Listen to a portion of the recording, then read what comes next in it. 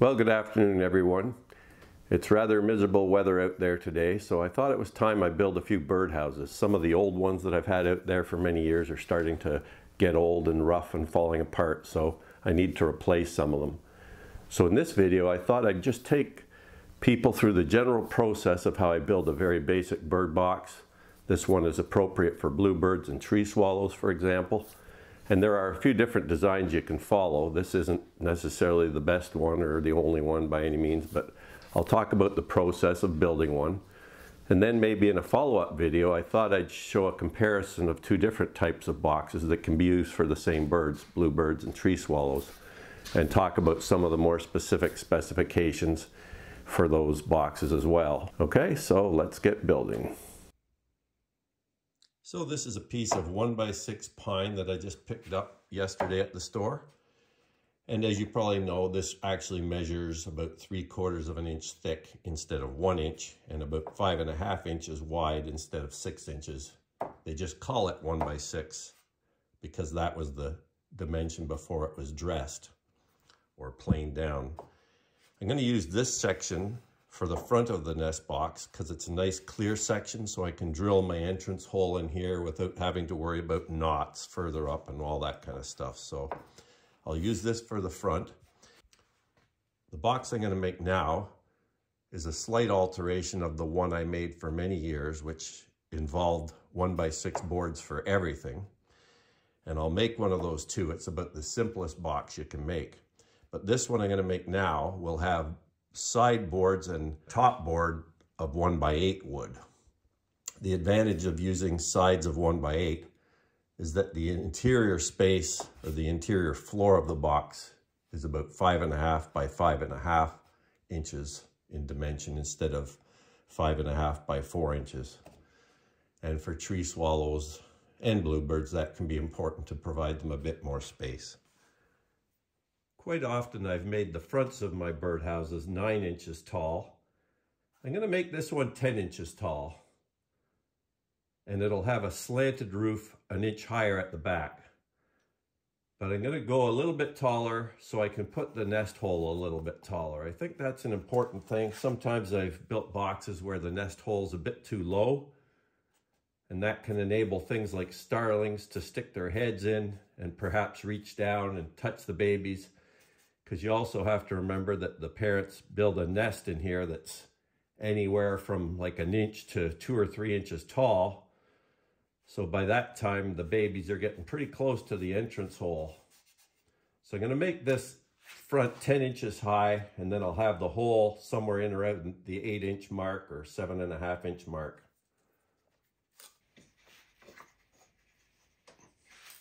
When I have this bevel here for this board, it will also leave a bevel on this side, and I can use this as the backboard. Then it'll already have the bevel on it.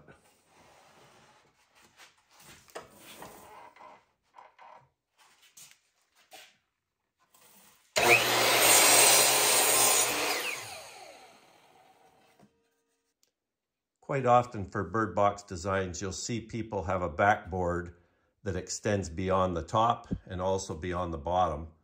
And that's fine if you're going to screw both sections into something. That provides a little more sturdy of an approach, I guess. Most of what I do here, though, involves me putting them on posts or poles of various types. So I think for this one, I'm also going to make it like most of the ones I've already made, where I just leave maybe 6 or 7 inches down here, and I can either screw this section into a post, or I can actually attach another board to this to make it longer, or I can attach this simply to a metal pole and also go through the back of the house to attach the metal pole to it.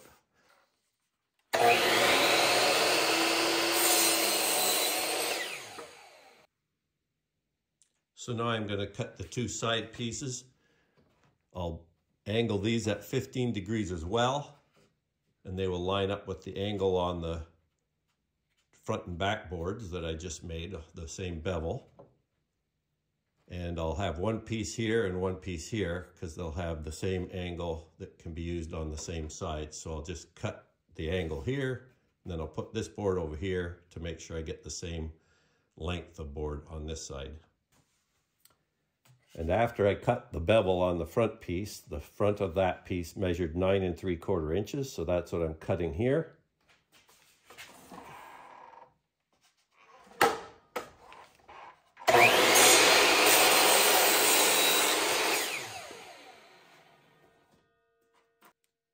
So now I just lift this piece up and bring it over here to measure the length I need to cut that one at. Then I can just draw the line here.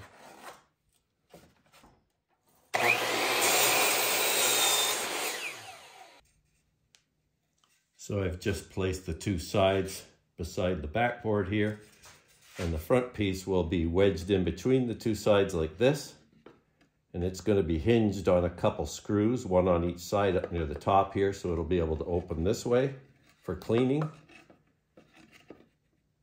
And then I just have to cut the bottom out here and get a top. Now I may have to use a wider board for the top. 1x8 might work, but it would probably be better to use a 1x10 just to have a little bit of overlap on the sides. Anyhow, what I do now typically is I'll attach the sides here, and then I'll drill the hole out of here at a certain height and dimension, and I'll attach that, and then I'll use the measurements inside here to get a precise measurement for the floor. It'll be another 1x6, but I just have to get the correct distance this way. You don't want to make it too long or too short. Now to put these together, I pre-drill holes, and then I use deck screws, 1.5 inch deck screws to hold the box together. I prefer that to nails. Nails tend to loosen over time. You can use nails. If you're going to use nails, you should probably use galvanized Ardox nails, 1 3/4 inch or 2 inch nails. But for the screws, I'm using 1.5 inch deck screws, which are good for outdoor use. And they should be long enough to provide secure grip. I'll be countersinking them a little bit too, so they'll go in a little deeper. So I've countersunk my holes. Now I'm just putting the screws in.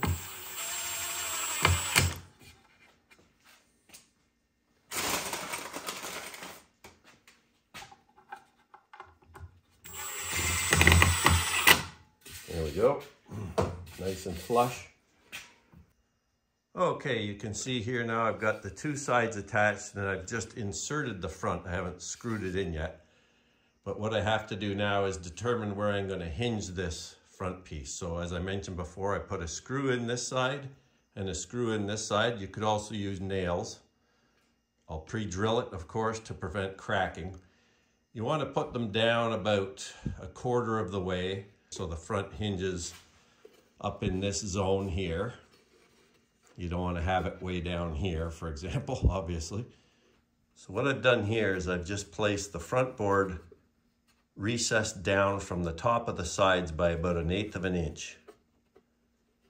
And the reason for that is so it can rotate underneath the roof and not hit the roof.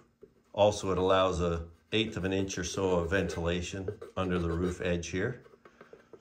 Down here, these marks I've put on here, since this board is pushed down a little bit, it's extending a bit beyond the sideboard, as you can see here. And this mark I've put on the sideboard up here represents the bottom of the floor. So I recess the floors upwards a little bit inside the box just to prevent rain from dripping down and coming right in the edge of the board. I recess the floor up a bit. And this line out here also is just indicating where the bottom of the floor will be. And that's important because I want to know the distance from the top of the floor up to the bottom of the nest hole. The top of the floor will obviously be 3/4 of an inch above this line, because this is the bottom of the floor and the wood's 3/4 of an inch thick, so it's going to be up here. So I did mark the board out so the hole would be at 6 inches, the bottom of the hole. And I think it's a bit too high, so I'm going to take it back down to about 5.5 again, I think. It just looks too high to me. So I'll drill a hole out now, and that will enable us to get this set inside the two sides of the box. And this is important for tree swallows and bluebirds. You'll want a 1.5 inch hole, which is what this hole saw here is, 1.5 inches. I've noticed a lot of boxes that you buy in stores and they got 1 inch holes in them, and those are no good for tree swallows or bluebirds. They're okay for house wrens, but they're no good for bluebirds or tree swallows. You need at least 1.5 inches.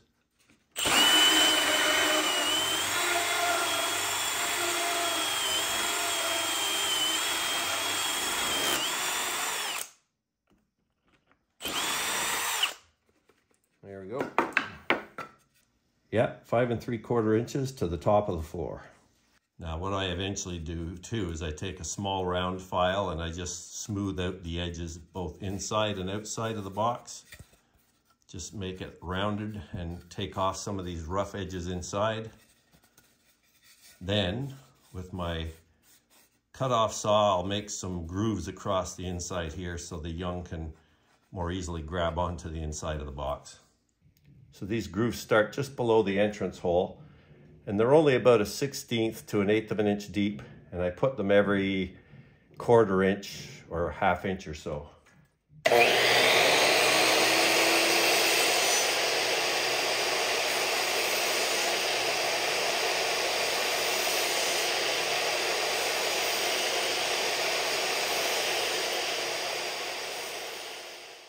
Just to give you a little better view of the grooves that I just made here.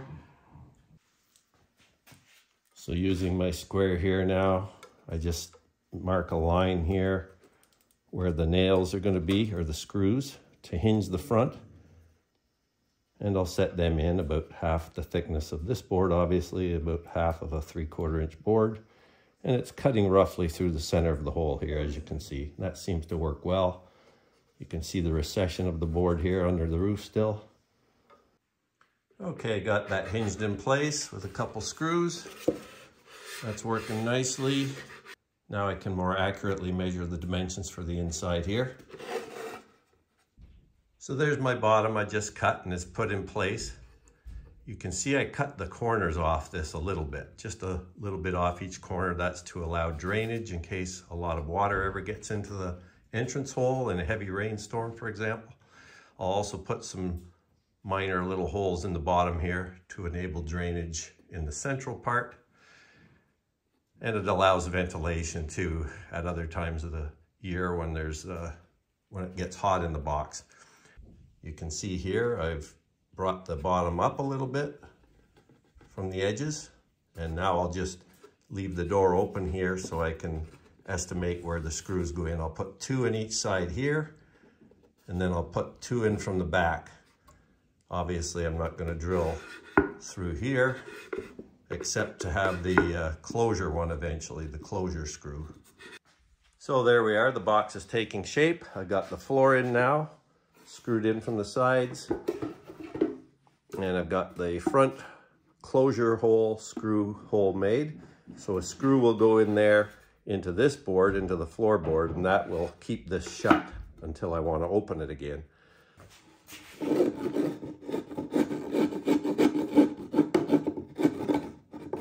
You don't want to enlarge the hole really, you just want to round out the edges a bit. So there we go, I got the roof attached.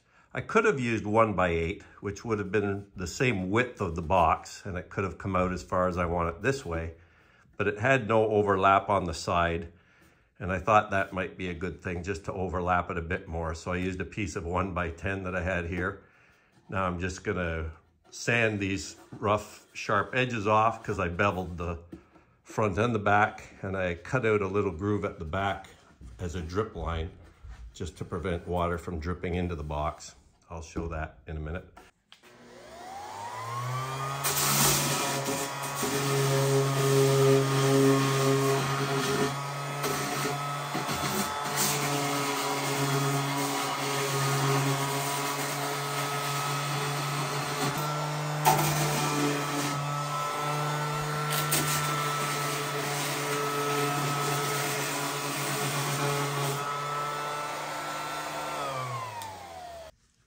Okay, so I got the roof sanded, smoothed out around the edges, sanded the top of it as well as the undersides.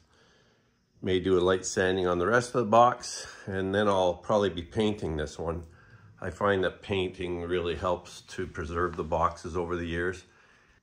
I sometimes just put them out raw like this and let them go gray in the weather, but they do eventually start to weather more rapidly and crack and split apart, just get rough. They do look nice for a few years, but then they do start to deteriorate pretty quickly compared to boxes that are painted or stained. That's why I think I'll probably paint the next few that I do. Just gives them those added years of protection.